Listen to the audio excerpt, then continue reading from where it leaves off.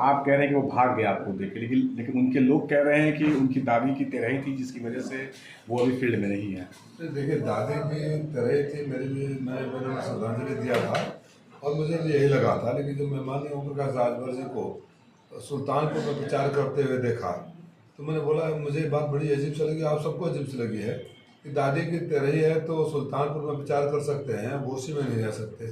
नहीं गए होते, कहीं नहीं गए होते भाई। ऐसे मैं उन लोगों में से नहीं होगी जिस मामले पर राजनीति करूँ, लेकिन मौका आप ही देते हैं। आप यहाँ कहते हैं कि मेरी दादी कहते रही है, मेरी माता कहते रही है, और जाकर दूसरी जगह प्रचार करते हैं। आप घोसी में नहीं आते हैं, कभी घोसी की मुसीबतों में साथ में नहीं रहे, घोसी की जनता के दुख सुख में साथ में नहीं रहे, और चुनाव में भी इस तरह बहाने खोज खोज कर गायब हैं, तो घोसी की जनता सोचेगी ना कि इनको वोट देने से क्या फायदा है, तो हमेशा गायब ही रहेंगे।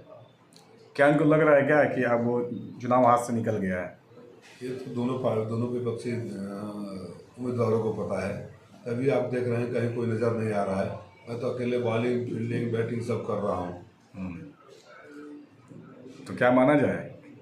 तरफा जीत चुनाव जनता लड़ रही है और जनता के सामने किसी की नहीं चलती, न झूठ की चलती, न अहंकार की चलती, न सत्ता की चलती, न ताकत की चलती। जनता जिसको जो फैसला लेती है लोकतंत्र में वही सर्वोपरि होता है। ओम प्रकाश राजभर कह रहे हैं कि राजभर समाज हमारे साथ है, और ये सब विपक्षियों के द्वारा एक कहानी रचाई जा रही है कि उनके साथ नहीं है।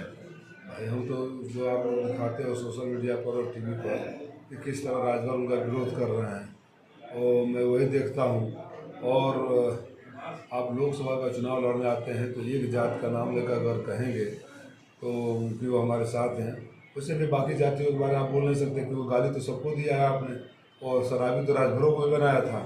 तो जिसको गाली माँ बन कर दिया, जूते मारने की बात करी, वो आपके साथ कैसे हो सकते हैं? माननीय साथ कैसे?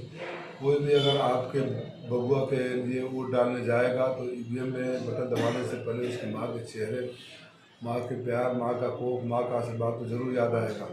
तो माँ की गाली सुनकर और जूते खाने की बात कर आपको कोई वोट तो देगा नहीं। तो आप जो भी बोलना चाहते हैं बोलिए, आपकी जमानत जब्त होगी, आपके बबुआ की हैट्रिक लगेगी।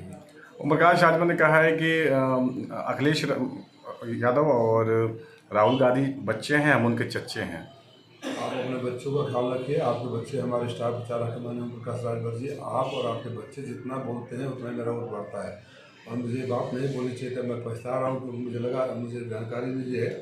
ये बात जब भारतीय जनता पार्टी के हाईकमान को भी पता चली तो बड़ी डांट आप तीनों को पड़ी है। इसीलिए आप लोग आजकल बोलना, घूमना, चलना सब बंद कर दिए हो।